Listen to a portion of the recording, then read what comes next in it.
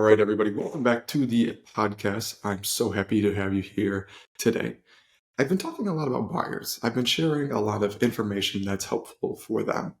But I understand, given the market, given the way that things are going, not everybody is ready to buy a home. So I wanted to take a step back and provide some tips for people who are renting. And I think these tips are helpful if you already have rented or you're about to try to get your first place of your own, whether that's an apartment, a condo, or a house. These are some helpful tips. I also wanted to talk about this because I plan on doing a podcast that compares the benefits of renting and the benefits of owning, kind of do an analysis of the two to determine what might be best for you. But before we do that, like I said, I want to provide you with some helpful tips. These are things that were helpful to know when I was renting, when I first started looking for an apartment, and they were things that I would have liked to have known when doing this. So with that being said, let's get right into this episode. The first tip I have for you is to determine your budget. Now, there's a common financial rule when it comes to renting, and that is the 33% rule. You should not spend more than a third of your monthly gross income on your rent. That's the common practice. So if you're making $3,000 a month, you shouldn't spend more than $1,000 on your rent. In fact, when I looked at places when I was applying, when I have looked at other applications for other people, I've noticed that this is a common practice. A lot of places won't even consider you if you're not making at least 3 times what the rent expense is. So make sure you're looking for apartments in that price range so you're not putting yourself in a difficult financial position. Some other things you can do to help with the financing is to rent with a roommate, whether it's a friend, somebody you're in a relationship with. Not a bad idea. Not a bad idea to save money that way. It's also essential to understand what's included in your rent. Make sure you know which utilities are covered. Some places may cover everything in the price of the rent, while some other places will hardly cover anything. So it's important to know that. It could drastically affect how much you're paying. If everything's included, okay, that's great. You know what you're paying up front. But if it's not, then there are going to be some added expenses because of the utilities, and you need to be aware of that.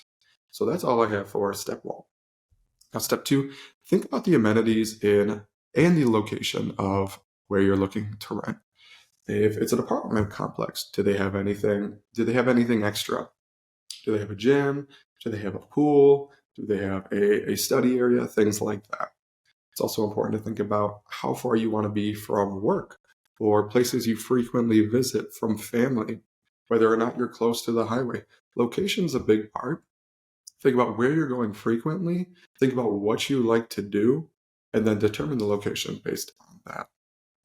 The third step I have to share with you is to review the lease. I cannot stress this enough.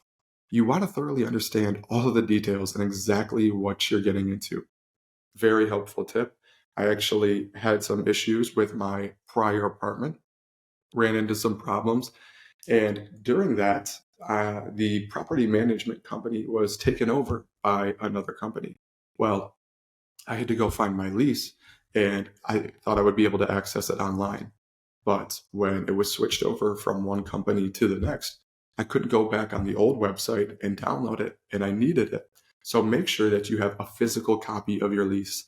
Keep it in a safe place in case some kind of issues come up and you need to refer to it. So that's step number 3. Step number 4, don't forget about your security deposit. You'll have your monthly payment. However, you'll also have a security deposit you need to pay up front. And the security deposit can be up to 1.5 times your monthly rent. So if your rent's $1,000, then they might charge you $1,500 for your security deposit. So you might have to front $2,500 just at the get-go. Be aware of that. So you will need to have some money set aside when renting an apartment. It's nothing like a down payment, but there will be some expenses, and I want you to be aware of that. This leads me into my next point, on point number 5. Be thorough on your inventory or your inspection checklist. Now, if you haven't been in an apartment or you haven't been in a house that you've rented before, when you move in, you'll be asked to fill out an inventory or an inspection checklist. So it'll note pretty much everything in every single room. And in this, you'll take notes of any damages or problems with the condition of the property. So, is the carpet stained in your living room? Are there scratches on the wall in the bedroom? It's important that you know this. Um, Make sure you note it. Make sure you're very thorough. The reason is if if the property management company or whoever is in charge of the property management thinks that you caused damages, that carpet stain was from you, then they might take a certain chunk from your security deposit to try and fix that. So be very, very thorough. Note any damages so that you don't get dinged, so that you get as much of your security deposit back as possible. That's step number 5. Now, step number 6, make sure you purchase renter's insurance. If something happens, you want to make sure you're covered. I think when I was in my apartment, I think what I'm paying now is about $20. I think it was $15 before. So it's not a crazy amount of money, but in the instance that something happens, something something drastic, you want to make sure that your property is covered. The seventh step, and I would say one of the more important ones, is to not go crazy on expenses afterwards. There's something called lifestyle creep, and it may be hurting you whether you realize it or not. So lifestyle creep is the idea that when people start to make more, they tend to spend more. People get this "I deserve it" or "I've earned it" attitude. So they go out and they go buy that new car, or they buy a brand new couch. They buy something that's not necessarily essential. So rather than saving or investing more, they stay stuck at the same point in their finances. So maybe you're making $500 more a month, but you're also spending it. So you're at the same point with your finances. You've really done nothing to improve your financial health. So to this, I say you deserve financial freedom. You deserve comfort. Be aware of this and try to protect yourself from lifestyle creep. So those are the 7 points I had for you today. Let me run through them one more time. Number 1, determine your budget. 2, think about the amenities and the location. 3, review the lease. 4, don't forget about your security deposit. 5, be thorough on your inventory or your inspection checklist. Number 6, purchase renter's insurance. And lastly, number 7, don't go crazy on expenses after. So I actually saw a post today from Keeping Current Matters, and their source was the Fed.